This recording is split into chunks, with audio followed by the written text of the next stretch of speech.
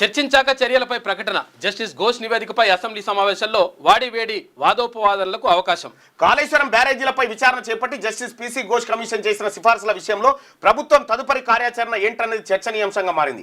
అసెంబ్లీలో నివేదికను ప్రవేశపెట్టి చర్చించాలని నిర్ణయించిన చర్చ అనంతరం తదుపరి చర్యల గురించి ప్రభుత్వం ప్రకటన చేసే అవకాశం ఉంది. మేడిగడ్డ బ్యారేజీతో పాటు అన్నారం, సుందిల్ల బ్యారేజీల పైన విచారణ జరిపిన జస్టిస్ పీసీ ఘోష్ జూన్ 31న ప్రభుత్వానికి నివేదిక ఇచ్చారు. మాజీ ముఖ్యమంత్రి కేసీఆర్, మాజీ మంత్రులు హరీష్ రావు, ఈటల రాజేందర్తో పాటు ఐఏఎస్ అధికారులు, ఇంజనీర్లు, నిర్మాణ సంస్థలను తప్పుపట్టారు. ఈ నివేదికపై మంత్రివర్గం చర్చించి అసెంబ్లీలో చర్చించిన తర్వాత తదుపరి కార్యాచరణపై నిర్ణయం తీసుకుంటామని ప్రకటించింది. ఇక నేటి నుంచి అసెంబ్లీ ప్రారంభం కాబోతా ఉంది. ఇక ఈ నివేదిక పైన పీసీ ఘోష్ కమిషన్ ఇచ్చినటువంటి నివేదిక పైన ఐఏఎస్ అధికారులు, ఇంజనీర్లు, నిర్మాణ సంస్థలను తప్పుపట్టినటువంటి ఆ నివేదిక పైన మంత్రివర్గం చర్చించి అసెంబ్లీలో చర్చించిన తర్వాత తదుపరి కార్యాచరణ నిర్ణయం తీసుకుంటామని ప్రకటించింది. ఇదే పీసీ ఘోష్ కమిషన్ నివేదికను రద్దు చేయాలని చెప్పి హైకోర్టుకు హరీష్ రావు, కేసీఆర్ విడివిడిగా పోయారు. ఆ రెండింటిని కలిపి విచారించినటువంటి ధర్మాసనం రాష్ట్ర ప్రభుత్వాన్ని ఒక క్వశ్చన్ అడిగింది.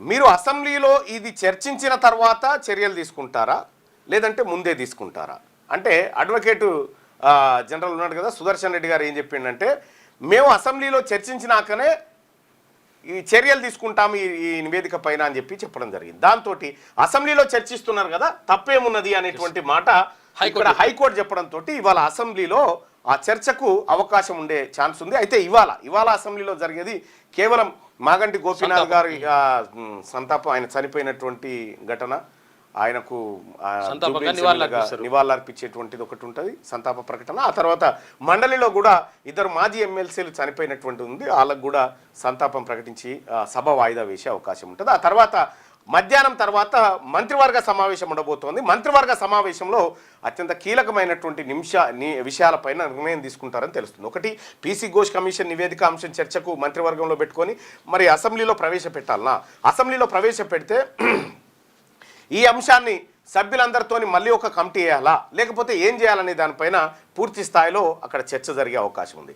రెండో విషయం ఏంటంటే, అసెంబ్లీలో చర్చించిన తర్వాత నిజంగా కేసీఆర్, హరీష్ రావును అరెస్టు చేయాల్సి వస్తే అటువంటి నిర్ణయాలు ఏమైనా తీసుకోవాలనేటువంటిది చర్చ కూడా బలంగా విపక్షాల వైపు కూడా జరుగుతూ ఉంది. అయితే ప్రజలు మాత్రం ఈ పీసీ ఘోష్ కమిషన్ నివేదిక అసెంబ్లీలో పెట్టి కేసీఆర్, హరీష్ రావును అరెస్టు చేయాలనేటువంటి ఒక బలమైన సంకల్పంతో మాత్రం ప్రజలు కనిపిస్తూ ఉన్నారు. అయితే రాష్ట్ర ప్రభుత్వం నిజంగా అరెస్ట్ చేసే దమ్ముందా, చేయగలుగుతాడా, రేవంత్ రెడ్డి గారికి అంత వెయిట్ ఉందా అని అంటే అది మాత్రం పెద్దగా నమ్మశక్యంగా లేదు. మరి ఆయన చేయగలుగుతాడా, లేకపోతే కాంప్రమైజ్ పాలిటిక్స్ ఉంటాయా? రాజకీయాల్లో ఒకరినో అరెస్ట్ చేసుకొని జైల్లో పెట్టుకునేంత సీన్ ఉండదు. ఏమున్నా కూడా అది ఏపీలో ఉంటుందేమో కానీ ఇక్కడ తక్కువ. మరి ఇక్కడ ఆ కార్యక్రమం ఉంటుందో లేదో తెలియదు సార్. ఇక అది పీసీ ఘోష్. ఇక 42% రిజర్వేషన్, బీసీలకు 42% రిజర్వేషన్ ఇచ్చిన తర్వాతనే స్థానిక సంస్థల ఎన్నికల్లోకి వస్తామని చెప్పి ఇక్కడ ముఖ్యమంత్రి రేవంత్ రెడ్డి గారు, మంత్రులు శ్రీధర్ బాబు గారు, మంత్రులందరూ కూడా చెప్పారు ఈ మాట. మీరు ఆ మాట కట్టుబడి ఉండండి. ఇలా మంత్రివర్గంలో ఆ చర్చ పెట్టుకోండి. 42% రిజర్వేషన్ బీసీలకు రావాల్సిందే. అలాగే ముగ్గురు పిల్లల నిబంధన ఏదైతే ఉందో, ఈ ముగ్గురు పిల్లలు ఇద్దరు పిల్లల నిబంధన, ఇద్దరు పిల్లలు ఉంటేనే ఎన్నికల్లో పోటీ చేయాలి, ఆ తర్వాత ఎక్కువ ఉంటే పోటీ చేయకూడదు అనేటువంటి అనర్హత నిబంధనలు ఏవైతే ఉన్నాయో వాటిని సవరించాలి. ముగ్గురు పిల్లలున్నా, నలుగురు పిల్లలున్నా ఈ ఎన్నికల్లో పోటీ చేసే అవకాశం రాష్ట్ర ప్రభుత్వం కల్పించాలి. రెండోది. ఇక మూడోది ఏంటంటే, 42% రిజర్వేషన్ల విషయంలో పార్టీ పరంగా వస్తామంటే అది ఎట్టి పరిస్థితుల్లో బీసీలం యాక్సెప్ట్ చేయము. మాకు కావాల్సింది మీరు చెప్పిన రిజర్వేషనే. ఇక రాహుల్ గాంధీ గారు, మహేష్ కుమార్ గౌడ్ గారు బీసీల పట్ల, ముఖ్యమంత్రి గారు కూడా చాలాసార్లు బీసీలకు న్యాయం జరగాలి, ఏది బీసీలే వద్దు సార్ మాకు న్యాయం ఏమొద్దంటే లేదు జరగాలనేటువంటి యాక్టింగ్ ఆయన చేస్తూ ఉన్నాడు కదా. ఇప్పుడు ఒకటి 2 ఎమ్మెల్సీ స్థానాలు ఖాళీ అయినాయి. 2 ఎమ్మెల్సీ స్థానాలు ఖాళీ అయినాయి. ఒకటి కోదండరామ్ని తొలగించారు, ఒకటి అమీర్ అలీ ఖాన్ని తొలగించారు. ఈ రెండు ఎమ్మెల్సీ స్థానాలు బీసీలకు ఇచ్చి చూపెట్టు నీ చిత్తశుద్ధి. ఈ 2 ఎమ్మెల్సీ స్థానాలు బీసీలకు ఇచ్చి బీసీల చేత భర్తీ చేసి కాంగ్రెస్ పార్టీ బీసీల పక్షపాతి, బీసీల కోసం జితనే ఆబాది ఉతనే ఇస్సేదారి అనేటువంటి మాట కట్టుబడి ఉంది అనేటువంటిది చెప్పండి. మహేష్ కుమార్ గౌడ్ గారు ఇవి చేయండి చూద్దాం. ఇక ఇవి 42 తర్వాత ముచ్చడుతుంది. ఇప్పుడు తక్షణంగా ఉన్నాయి కదా ఇవి. ఈ రెండిట్లో బీసీ అభ్యర్థుల పేర్లు ప్రకటించండి. చేస్తారా చూద్దాం, ఒకసారి పబ్లిక్ను కూడా అడిగి చూద్దాం. రైట్, మీ అభిప్రాయం తెలియజేయండి. కోదండరామరెడ్డి అమీర్ అలీ ఖాన్ ఎమ్మెల్సీ స్థానాల ప్లేస్లో కాంగ్రెస్ పార్టీ బీసీలకు ఆ సీట్లు ఇవ్వాలి అనేది చెప్తా ఉన్నాం. ఇక్కడ నిరూపించుకోరు మీరు చిత్తశుద్ధిగా. ఎందుకంటే బీసీలు ఎంతమంది ఉన్నారు అసెంబ్లీలో, మండలిలో చాలా తక్కువ మంది ఉన్నారు. దాదాపుగా ఒక 14-15 మంది రెడ్లు ఉన్నారు. ఇప్పుడు కొత్తగా ఈ రెడ్డి గారు పోయి చేసేది ఏం లేదు ఆడ. ఇంకొక విషయం ఏంటంటే అక్కడ అమీర్ అలీ ఖాన్ బీసీ అయితే ఆయన ఉంచండి. ఇక్కడ కోదండరామిరెడ్డి ఆల్రెడీ రెడ్లు చాలా మంది ఉన్నారు. అందులో రెడ్లు లేకగా చాలా మంది రెడ్లు ఉన్నారు. ఒకటి ఏవిఎన్ రెడ్డి గారు ఉన్నారు, ఆ తర్వాత సుఖేందర్ రెడ్డి గారు ఉన్నారు, ఆ తర్వాత మ్యాక్సిమం ఉంటారు. ఒకసారి పోచంపల్లి శ్రీనివాసరెడ్డి గారు ఉన్నారు,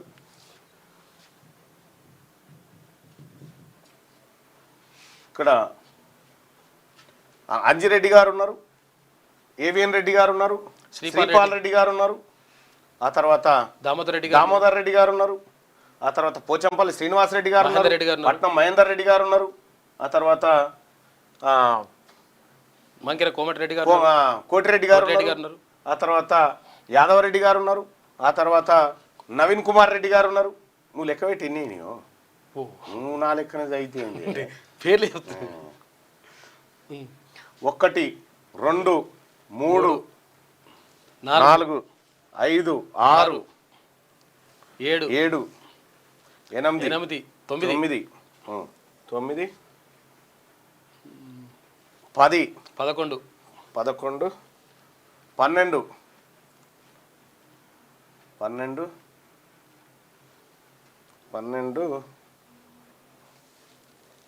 12 12 12 13 మంది ఉన్నారు.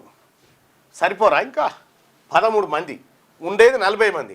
40 మందిలో 13 అంటే దాదాపుగా ఒక 30% వాటా వాళ్ళకు ఉంది.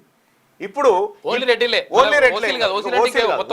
మళ్ళీ వేరేగా ఓసీలు అయితే వాణిదేవి గారు బ్రాహ్మణ సామాజిక వర్గానికి సంబంధించినటువంటి మహిళ, అలాగే తాత భానుప్రసాద్ గారు వెలమ 2, ఆ తర్వాత కల్వకుంట్ల కవిత 3, ఆ తర్వాత తాత మధు గారు కమ్మ సామాజిక వర్గం 4,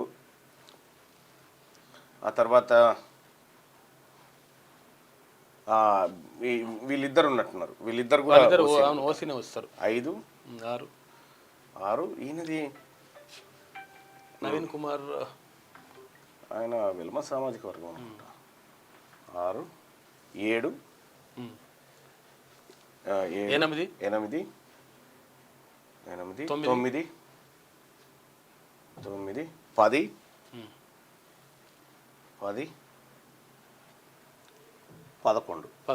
11 ప్లస్ 13 24 మొత్తం సభ్యులలో 24 మంది అప్పర్ క్యాస్ట్, 40 మంది మొత్తం టోటల్ 40 మంది 24 మంది అప్పర్ క్యాస్ట్ ఉన్నారు.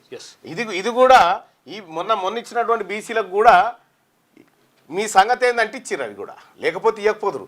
ఇప్పుడు కోదండరామిరెడ్డి గారిది ఖాళీ అయింది కాబట్టి ఆ స్థానాన్ని బీసీలతో భర్తీ చేయాలి.